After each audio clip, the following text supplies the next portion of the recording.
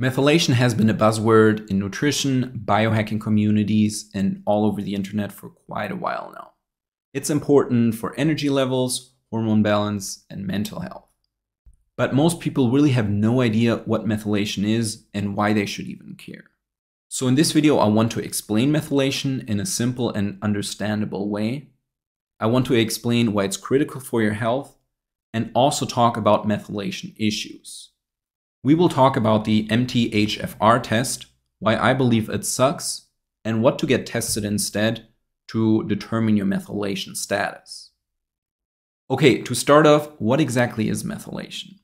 Methylation is the addition of a methyl group to another molecule. And there's also the term demethylation, which describes taking away a methyl group from a molecule. A methyl group is made up of one carbon atom and 3 hydrogen atoms. So the process of methylation is really a chemical process where these methyl groups are added or taken away from other molecules. And these molecules can really be anything in your body. It can be DNA, it can be proteins, it can be hormones, really anything. And you will understand in a second why all this is important, why we need these methyl groups to be added or taken away from other molecules. What helped me understand the process of methylation better is to think of an on-off switch that really regulates important processes in your body. So like I said before, methyl groups can be added to various things. Proteins, hormones, enzymes, DNA, really anything in your body. Now this is important because many of the things in your body, for example your hormones or neurotransmitters, don't work or don't properly work without the methyl group attached to them. So what the methyl group does is to up or down regulate certain processes in your body. Let me give you an example. So the conversion of serotonin to melatonin, which you probably know as the sleep hormone, depends on methylation, on proper methylation. So if you have methylation issues, this conversion won't work right and you might have problems with sleeping.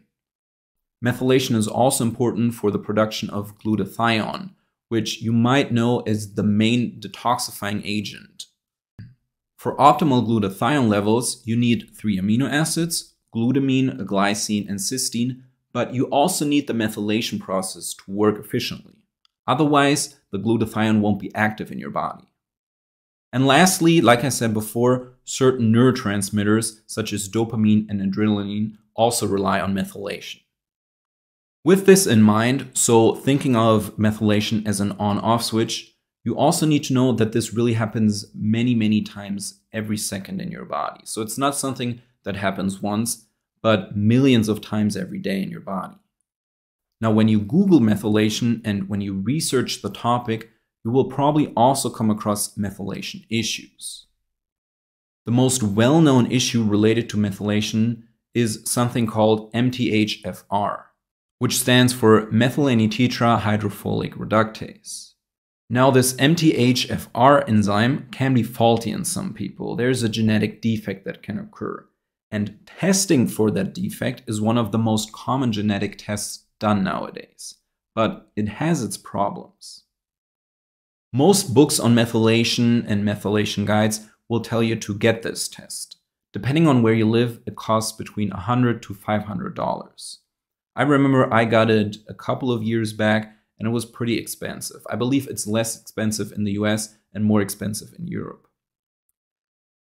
Now, if a mutation is found on this MTHFR gene, then people will assume that your methylation process doesn't work properly. The usual recommendation is then to supplement certain nutrients in fairly high doses. One example of such a supplement would be Thorne's MethylGuard. It includes methylcobalamin, which is methylated vitamin B12, P5P, which is activated or methylated vitamin B6, and methylfolate, which is vitamin B9. The topic of methylfolate is so complex that it deserves a video on its own. Now, the idea behind this approach is that basically because you were tested for the MTHFR gene and it was found to be faulty, that you need these nutrients to upregulate the process of methylation in your body. I personally don't like this approach and have quite a few problems with it. Why? Well, the most important reason is that it doesn't work for many people. It's too simplistic, and most people don't improve on the normal methylation protocol, which, like I said before, is just testing your genes and then supplementing supplements such as the MethylGuard that I talked about before. The reason this approach doesn't work is because methylation is a lot more complex, and we really haven't figured out all of it to understand it fully. It definitely involves more than just one genetic mutation, and if you read these methylation books, most of them admit this, but they will still rely on MTHFR testing and use it as a diagnostic tool. Stress, environmental toxins, nutrition, and lifestyle definitely also play a role here, and it's not just your genetic markup. A proof of this is the Italians. About 30% of Italians, especially Italian women, are thought to have a MTHFR genetic mutation, but most of them don't notice it because many Italians, especially in the South, live a very relaxed lifestyle where this genetic mutation doesn't really affect them all that much. So using only this genetic test as a basis for your supplementation, in my opinion, is not a good approach. And in practice, I've seen it backfire on a lot of people. So what do you do instead? If you still care about methylation, you obviously don't want to throw the entire concept out of the window. So what do you test? What do you supplement instead to feel better? Now, I believe your best bet is to go with the Walsh protocol. It's based on the research of William Walsh, who I believe sits in Illinois. He has his Walsh Institute there, and he's done this stuff for the last 40 years. So he really has a lot of research on methylation and methylation issues. Most of his research is focused around methylation and mental problems, but it often also helps people with other problems. Problems with detoxification, problems with energy levels, all that stuff. What he does instead of genetic testing is to determine your methylation status based on whole blood histamine tests. The reason for this is somewhat complex, but to put shortly, your methylation status and your whole blood histamine are inversely correlated. So the higher your histamine in your body, the lower your methylation status. That's because histamine needs to be methylated to be used properly by the body. So if you're methylating properly, your histamine levels should be normal. But if they're too high or too low, then you will be diagnosed by Dr. Walsh with a methylation issue. Like I said before, the correlation is inverse. So the higher your histamine, the lower your methylation status, and the lower your histamine, the higher your methylation status. So unlike the genetic testing, which if it finds a genetic mutation, will diagnose you with undermethylation, Walsh also recognizes overmethylation, where you actually have too many methylation groups in your body, or the methylation process is taking place too quickly.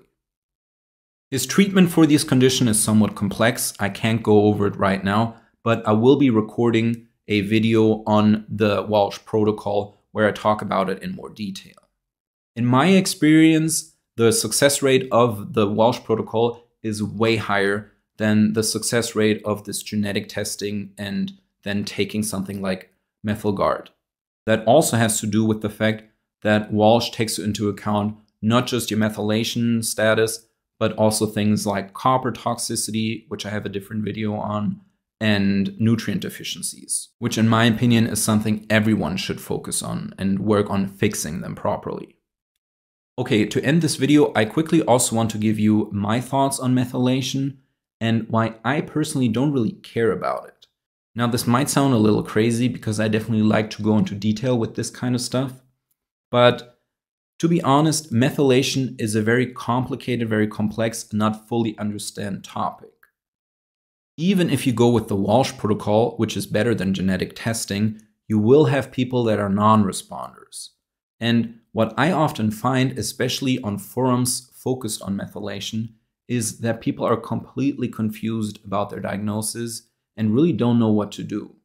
In many cases, fixing your methylation issues will have to do a lot with the B vitamins. That's why the Thorne MethylGuard includes these 3 B vitamins I talked about earlier, but there are many others that also influence methylation. If you want to focus on individual B vitamins, optimizing their intake and optimizing your vitamin B levels can become very complex. And I believe the cost-benefit ratio there kind of gets out of hand. People that do focus on this kind of stuff usually neglect other things, such as their magnesium deficiency or maybe their copper toxicity. And in my experience, when you fix those things that are fairly simple to fix, often you also get rid of your methylation issues. They kind of disappear on their own. So my recommendation is that you should be familiar with the concept of methylation. And if you're interested in it, go familiarize yourself with the Walsh protocol, but don't obsess over it. Personally, other approaches such as mineral balancing have helped me way more. And I've seen great progress just focusing on fixing my nutrient deficiencies. It's a much simpler task and way easier to track. There are also practitioners that combine mineral balancing with the Walsh protocol, but they're very few and far between, so I really don't have many that I can recommend.